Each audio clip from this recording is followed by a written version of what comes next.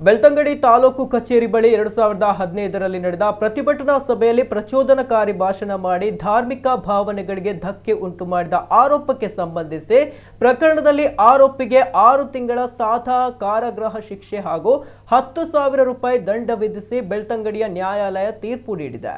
ಮೊಹಮ್ಮದ್ ರಿಯಾಜ್ ಪರಂಗಿಪೇಟೆ ಅವರು ಪ್ರಚೋದನಕಾರಿ ಭಾಷಣ ಮಾಡಿರುವ ಆರೋಪದ ಮೇರೆಗೆ ಬೆಳ್ತಂಗಡಿ ಪೊಲೀಸ್ ಠಾಣೆಯಲ್ಲಿ ಪ್ರಕರಣ ದಾಖಲಾಗಿತ್ತು. ಅಂದಿನ ಬೆಳ್ತಂಗಡಿ ಪೊಲೀಸ್ ಠಾಣೆಯ ಉಪನಿರೀಕ್ಷಕ ರವಿ ಬಿಎಸ್ ಅವರು ತನಿಖೆ ನಡೆಸಿ ಅಗತ್ಯ ಸಾಕ್ಷ್ಯಾಧಾರಗಳೊಂದಿಗೆ ನ್ಯಾಯಾಲಯಕ್ಕೆ ದೋಷಾರೋಪಣಾ ಪಟ್ಟಿ ಸಲ್ಲಿಸಿದ್ದರು. ಈ ಪ್ರಕರಣದಲ್ಲಿ ಸರ್ಕಾರದ ಪರವಾಗಿ ಸರ್ಕಾರಿ ಅಭಿಯೋಜಕಿ ಆಶಿತಾ ಅವರು ವಾದ ಮಂಡಿಸಿದ್ದರು.